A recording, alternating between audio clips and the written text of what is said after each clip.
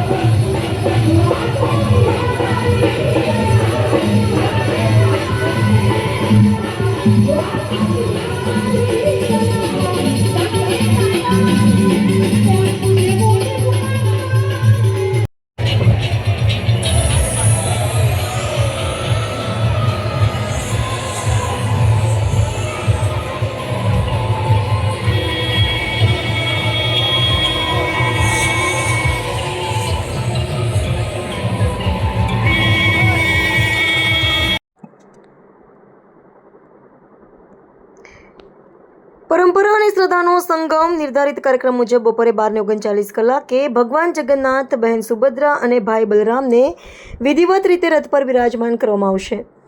આ મંગલ પ્રસંગે મહાઆરતીનું આયોજન કરવામાં આવ્યું છે, જેમાં મંદિરના દાતાઓ, અગ્રણી નાગરિકો અને અનેક શ્રદ્ધાળુઓ ઉપસ્થિત રહી ભગવાનને નમન કરશે. ત્યારબાદ બપોરે 2 કલાકે ભગવાન જગન્નાથની ભવ્ય રથયાત્રાનું પ્રસ્થાન થશે. ભક્તો માટે ખાસ વ્યવસ્થા મેનેજિંગ ટ્રસ્ટી પિયુષ આચાર્યએ જણાવ્યું હતું કે રથયાત્રામાં જોડાનાર ભક્તો માટે સુરક્ષા અને સુવિધાની સંપૂર્ણ વ્યવસ્થા કરવામાં આવી છે. જે શ્રદ્ધાળુઓ કોઈ કારણોસર રૂબરૂ આવી શકતા નથી, જેમાં અશક્ત લોકો, વૃદ્ધો, ગુજરાતની બહાર વસતા ગુજરાતીઓ કે વિદેશમાં રહેતા ભક્તોનો સમાવેશ થાય છે. તેમના માટે આ વર્ષે ખાસ સુવિધા ઊભી કરવામાં આવી છે. ભગવાન જગન્નાથજીના દર્શનનો લાભ દરેક ભક્ત સુધી પહોંચે તે હેતુથી આ વર્ષે પાટણ અબ તક ન્યૂઝ ચેનલના માધ્યમથી સમગ્ર રથયાત્રાનું લાઈવ પ્રસારણ કરવામાં આવશે. સવારથી જ આ પ્રસારણ શરૂ થઈ ગયું છે, જેથી ભક્તો ઘરે બેઠા જ આ પવિત્ર યાત્રાનો આનંદ માણી શકે. પાટણ જગન્નાથ મંદિરના મેનેજિંગ ટ્રસ્ટી પિયુષ આચાર્યએ જણાવ્યું હતું કે આ સમગ્ર ટેકનિકલ વ્યવસ્થા કરવા બદલ પાટણ અબ તક ન્યૂઝ ચેનલના સંચાલકો અને તંત્રનો આભાર વ્યક્ત કર્યો હતો અને મંદિર ટ્રસ્ટ દ્વારા તમામ ભક્તોને આસ્થા સાથે જોડાવા આહવાન કર્યું હતું. રિપોર્ટર કમલેશ પટેલ, પાટણ.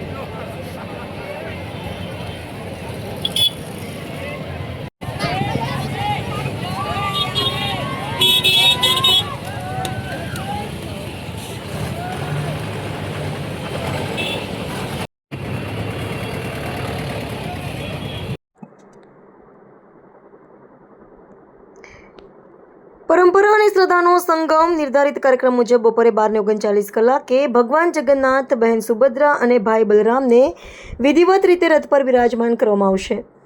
આ મંગલ પ્રસંગે મહાઆરતીનું આયોજન કરવામાં આવ્યું છે, જેમાં મંદિરના દાતાઓ, અગ્રણી નાગરિકો અને અનેક શ્રદ્ધાળુઓ ઉપસ્થિત રહી ભગવાનને નમન કરશે.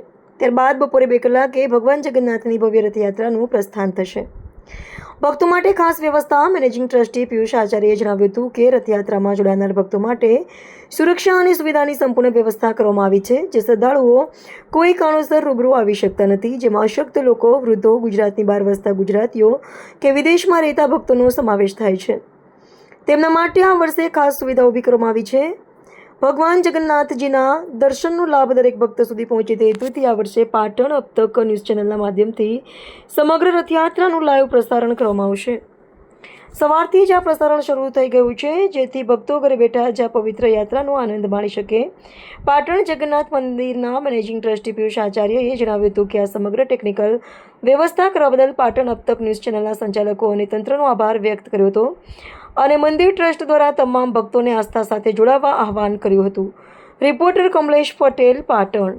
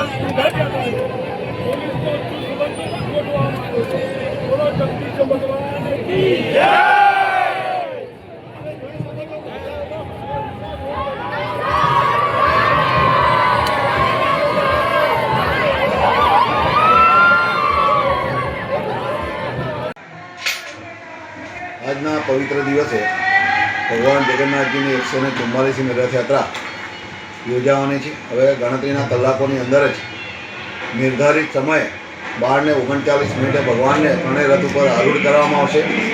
ત્યારબાદ મહાઆરતી થશે અને મંદિરના દાતાઓ, અગ્રગણ્ય નાગરિકો અને મહેમાનોનો નાનકડો સન્માનનો કાર્યક્રમ કરી અને બપોરે 2 કલાકે આ રથને પ્રસ્થાન કરવામાં આવશે. સમગ્ર રથયાત્રા સમિતિ અને મંદિર તરફથી વ્યવસ્થા થઈ ચૂકી છે. ચાલુ સાલે GTPL ચેનલે પણ લાઈવ પ્રસારણ શરૂ કર્યું છે. સવારથી જે પ્રસારણ શરૂ થઈ ગયું છે. જે ભક્તો અહીંયા આવી શકતા નથી, અશક્ત છે, વૃદ્ધ છે, દૂર રહે છે, વિદેશમાં રહે છે, ગુજરાતની બહાર રહે છે, ગુજરાત પાટણ સિવાય બહાર રહે છે, નોકરી ધંધા અર્થે, એ બધાને GTPLના માધ્યમથી આખી રથયાત્રા નિહાળવાનો લાવો મળશે. આ તબક્કે હું GTPL ચેનલના સંચાલકોનો, એના તંત્રીનો પણ ખૂબ અમારા જગન્નાથ મંદિર ટ્રસ્ટ વતી આભાર માનું છું.